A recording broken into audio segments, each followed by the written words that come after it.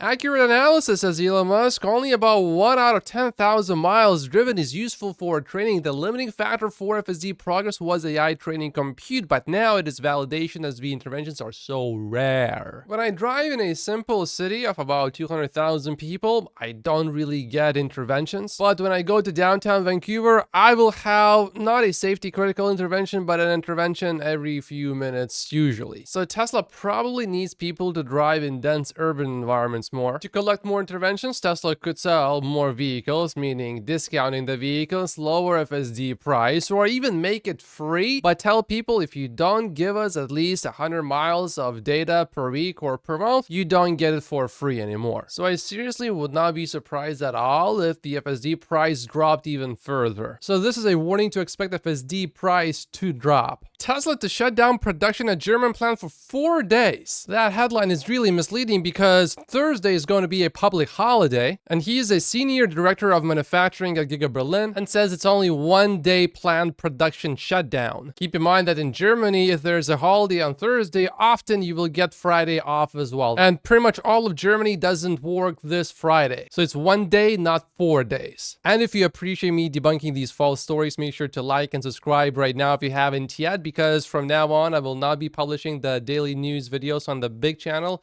I will only be publishing them right here. So make sure to subscribe, otherwise YouTube may stop showing you these videos. We got deliveries from China based on the insurance data. It's almost 11,000, and it's definitely much better than the previous year same week, and it's slightly above the 5th week of Q1, so this is decent. However, there's one seriously strange thing going on. The Model 3 only had 600 deliveries. That doesn't quite make sense, except it does, because most Model 3s probably were exported, unless it's a SU7 vehicle that's damaging Tesla sales. I doubt that's the case. I mean, sure, Tesla's probably losing a few sales to Xiaomi here, but I don't think it's losing a crazy amount. I think more Model 3s were exported. Assuming that's the case, Tesla is likely going to beat previous quarter in blue here. We are already here, because in this quarter there's no Chinese New Year, unlike in Q1. But beating last year's Q2, that is going to be more challenging. Doable, but certainly difficult. James believes that the biggest risk to Q2 delivery number and Q2 results is Europe. Currently, May is off to a soft start in the daily reporting countries. Tesla sales relative to their overall NEV share in key countries such as Germany and the UK is not looking great. In Germany, they took away major subsidies, but in the UK, overall BEV sales are up 10.7% year on year. But Tesla's deliveries are not up in the UK compared to the previous year. However, it doesn't take a genius to look at the chart and understand that Tesla still does have a delivery wave in the UK because they drive on the other side of the road. And if you look at Q1 of this year, you can see a very weak first month, but yet the total quarter actually beat Q4 of 2023. And it was a fairly significant beat, which is quite impressive considering that in most places in the world, Q1 is quite a bit worse than Q4. So just because the first month of the quarter is worse than before, it doesn't mean that we won't have a good quarter overall. We could, certainly, but it doesn't definitely predict it. AJ maintains his position that Tesla is certainly able to exceed previous year's deliveries. He breaks it down here, because also remember, Q3 last year was weaker because of the Model 3 refresh, but we also know that the Model Y refresh is coming, probably in China this year, which could make AJ's prediction less likely to come true. However, he has a comeback to that. We also got something else called, let me think, it's on the tip of my tongue. Wait, I almost got it. Yes, freaking Cybertruck. And as you know, last year, Tesla did not have Cybertruck deliveries in any significant way. We got some news about the Cybertruck. There's a new gray interior that has been launched and a new 20-inch core wheel option. Tesla Chan thinks this shows that the production ramp of the Cybertruck is smooth. And the bears, of course, will say, oh, there's no demand. Tesla has to introduce these new things. And they, of course, conveniently forget Tesla has over 1 million reservations for the Cybertruck. And that Tesla is still only selling the really expensive Foundation Series Cybertruck and not the regular Cybertrucks. Things are looking all right with the Cybertruck. Here are the differences between the two tires. With a new tire, you do get a little bit more range, but I do like this one a little bit better. Omar predicts that the vehicles built on the Cybertruck platform will sell 600 to 900,000 units globally at scale eventually, and that it's likely to outsell the Model Y in the US long term. At the moment, the only thing limiting Cybertruck's success is Tesla's ability to produce more of them. There are some concerning things happening over in Germany for Tesla as protests over the expansion of Giga Berlin begin. Police plan to deploy more troops. Protests are scheduled to take place in front of the Tesla plant on Friday. And look at this. It says destroy Tesla. These are not indirect threats. No, this is very direct. Destroy Tesla. Left extremists promise week of action against Teslas. This is from May 2nd, so very recent. And they burned all of these Amazon delivery vans. It's all in Germany as I understand it, in Berlin specifically. Here's another poster. At least they don't say destroy, they only say disrupt. So watch out for more potential attacks against Tesla. Elon Musk met with Argentina's president again. It's not obvious to me that Tesla would have any serious interests in Argentina, but it is something to keep an eye on. The meeting that happened yesterday was about an hour long. NHTSA is forcing Tesla to release some new autopilot data, which will include everything that Electric wants to know about autopilot and FSD. NHTSA is basically asking for all data and documents that Tesla has related to these autopilot systems. If Tesla doesn't comply, it will get fined $135 million. But just because the government will have all of that intervention data, does that mean it will be released to the public as well? Electric hopes it will, and we might have it, but it is likely going to be a redacted version of all of that info, so we should at least find out some new information. For example, NHTSA has asked Tesla how much mileage consumers are racking up using its driver assistance system and how many times drivers have been warned to put their hands on the wheel before and after the company's December recall. But that statistic is not going to be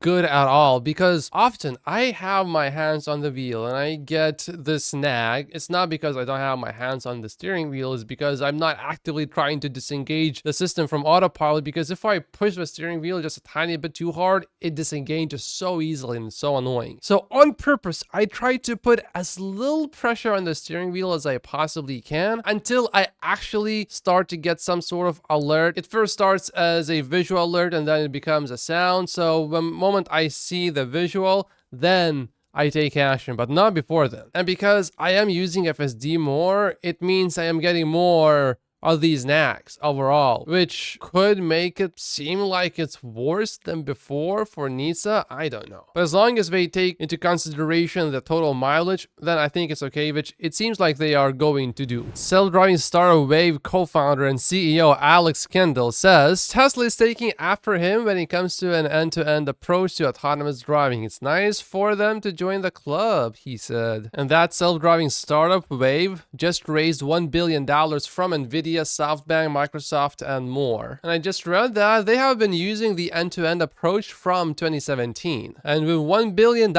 they can maybe buy a few computers. For comparison, Tesla is about to spend $10 billion this year alone in AI overall. And we got Elon Musk as well working on this, you know, the guy that launched reusable rockets. So what will this startup spend the money on? People and compute. We're not going to blitzscale the company. Another idea for him to spend some money on is to take that $1 billion and buy as many vehicles as he can, so he can get more data to train his FSD models. And if he buys Tesla vehicles for about, let's say, $40,000, he will get a whopping number of 25,000 Teslas, which will then leave him only 5,975,000 vehicles behind Tesla. We want to make sure that we can build the safest and more generalizable embodied AI here. By aggregating data over many manufacturers, we can train an AI that is safer than anyone can do on their own. And so very much want to take a partner-first approach here. We want to build an open platform that can support and give the automotive industry flexibility and choice of how best they want to take advantage of this AI technology. The best manufacturers are investing in data collection today. We can't succeed on our own, and neither can the automotive industry. Unlike Tesla, Tesla can succeed by itself, by the way. This guy's putting a lot of faith in a lot of these legacy automakers who were quite a bit behind the EV wave and who were quite a bit behind making deals with Tesla when it came to accessing Tesla's supercharging network. And now he seems to think that he can convince these companies, the same companies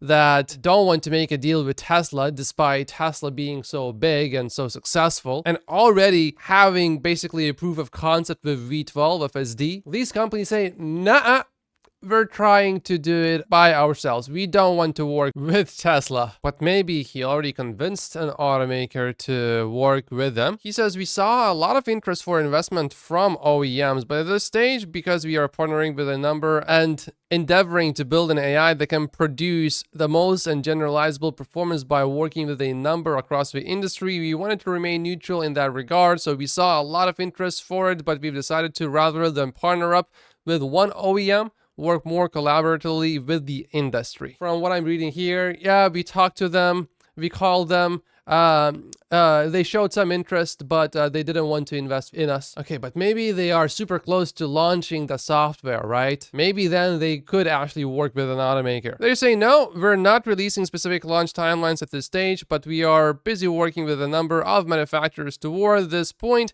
and it's going to be an exciting day when it comes. Okay, so they don't have anything yet. Tesla has V12 and it's on the roads and it's working and people can see it. Why will your approach win out? We have been all in on end-to-end AI approach since we started in 2017, and we're unique in doing so. It was fun to see Tesla last year pivot to this approach, and when he says fun, he means it's over for us because our only hope was be the only ones to pursue this end-to-end approach until people figured out that it is the right way, and maybe somehow magically, if Tesla and other companies completely ignore this idea, maybe we can somehow get there first despite not having millions of vehicles on the roads.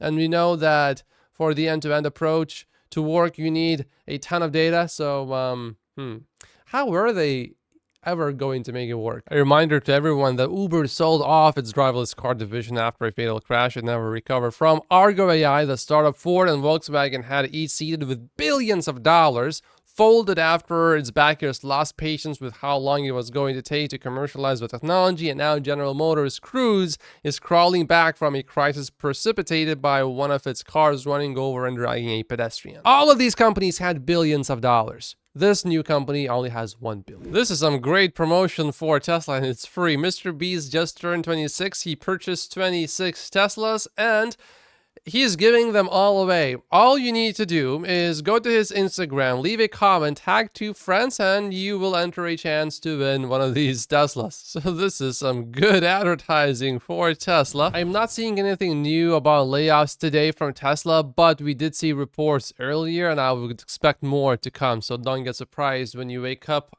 the next day or next week and you see more big headlines. Maybe Elon could borrow that chainsaw from the president of Argentina, as Elon is cutting so much. Electric ride Cybertruck will be another casualty of Tesla's supercharger pullback. Tesla's Cybertruck comes with 800-volt charging capability, but Tesla's chargers only support 400 volts. And Cybertruck can still use these, but the charging speed is not going to be as good. V4, however, is fully compatible with 800 volts. So I would like to hear a little bit more from Tesla, maybe on the next earnings call. What is going to happen to V4 superchargers and the Cybertruck specifically. I don't think anything immediately needs to be done because there's just so much demand for the Cybertruck anyway. But as eventually Tesla works through that reservation list, Tesla does need to take some action and update its supercharging network eventually. I'm used to Model 3, and even that sometimes I'm like, I wish I could go now instead of just keep charging. I know some people enjoy longer stops, but not me. I got places to go. There's a new Tesla video about how Tesla was one of the first ones to integrate 5G into its manufacturing processes at scale at Giga Berlin. Let's take a look. Hey, I'm Pat, part of the IT infrastructure team at Tesla. Private 5G lays a foundation for innovation and next level operations in our manufacturing and warehouse facilities. With private 5G, we enable mobile machines to communicate ultra reliably and just keep running all the time. With our innovation power here at Giga Berlin, we're one of the first ones in the manufacturing automotive industry to launch private 5G into manufacturing at big scale. And here at Giga Berlin, we're actually the first ones to do this and then scale it globally. Our engineering team works between manufacturing and IT. And this is where we collaborate with the network team, such as Ernesto, and he will tell you more about that. The private 5G network has really changed the way we deliver network in many places in the factory, especially outdoors, where traditionally you had to make a lot of investments. It would take a lot of time as you had to roll out fiber, get energy here. Now it's really that small antenna over there on top of cell building, connecting this whole outbound area, helping us update hundreds of cars, run logistics operations. This is how 5G is helping us transition even faster to a sustainable future. Tesla semis are getting into the hands of at least 2 more big customers like Costco. It does seem like Tesla is making progress with the semis. We're seeing Walmart and Costco. We should expect to see more in the near future as well. The latest timeline from Tesla says that volume production is supposed to start late next year and wider customer deliveries in 2026. From Tesla's Gigafactory in China, we got the wholesale number, and we clearly see the effect of production cut in the wholesale sales number. Shanghai is now a lot less profitable after the tax increase. Tesla will now try to grow sales from Berlin. Giga Shanghai has excess capacity of about 30,000 per month. Here's the chart for easy comparison. Coming back to Tesla deliveries in China, James expects Tesla to have flat quarter-over-quarter deliveries over there. Tesla needs to have 10,000 deliveries per week, so let's see how it goes. I am seeing some people say that the supercharging team being laid off is a terrible move for Tesla, but I think a lot of these people overlook Elon's track record. For example, back in 2018, Starlink satellites were too big, expensive, and difficult to manufacture. In order to reach a profitable scale, they would have to be made at 1/10 the cost and 10 times faster. But the Starlink team did not seem to feel much urgency, a cardinal sin to Elon Musk. So one Sunday night that June, without much warning, he flew to Seattle to fire the entire top Starlink team. He brought with him 8 of his most senior SpaceX rocket engineers. None knew much about satellites, but they all knew how to solve engineering problems and apply Musk's algorithm. And today we have about 6,000 Starlink satellites out there. And for just over $100 per month, you can have fast internet basically anywhere now. So Elon's decision to fire the supercharger team demonstrates to me, I agree with this, that there were significant inefficiencies and lack of productivity. This is nothing new for Musk. And I think Tesla's approach in this situation is, okay, how are we going to find out who we actually need? We're going to let everyone go, and those people that we cannot do without, we're going to ask them to come back. If you are not asking some people to come back, you did not let go of enough people. In theory, it would be best to let go just the exact perfect number of people so you don't need to hire anyone back. But in reality, if you don't do that, you will leave some people that are just not as important. I, however, wouldn't go as far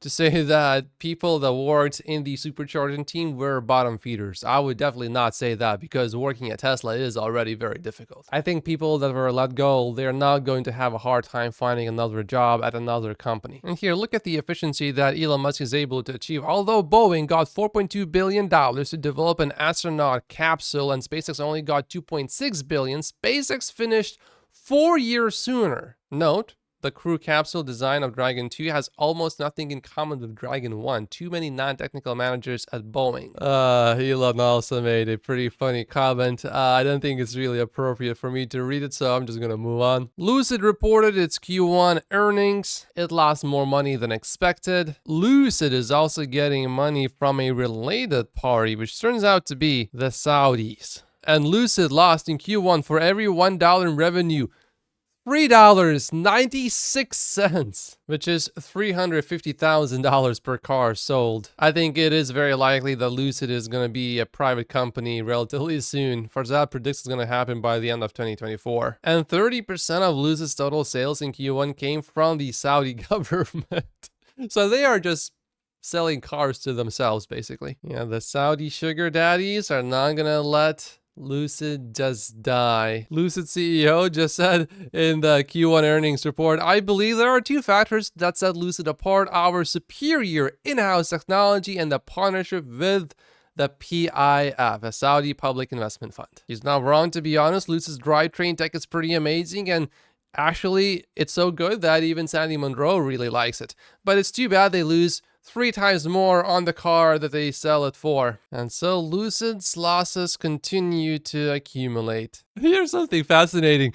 Lucid conveniently leaves off Tesla Model 3, Y, Hyundai Ioniq 6, etc. on this chart. Lucid's technology enables the lowest battery pack cost per mile of vehicle range. Of course, it's an interesting development considering how many times they mentioned Tesla in the 2020 investor presentation, designed to lure one far end of the bell curve into Lucid stock. There are rumors out there that Apple is going to have a partnership with Rivian. Now, to me personally, that actually does make sense to some degree, especially given the fact that Apple canceled its decade-long Project Titan. Currently, it's all just speculation, though. Nothing that I can see here is officially confirmed. Anyway, Lucid.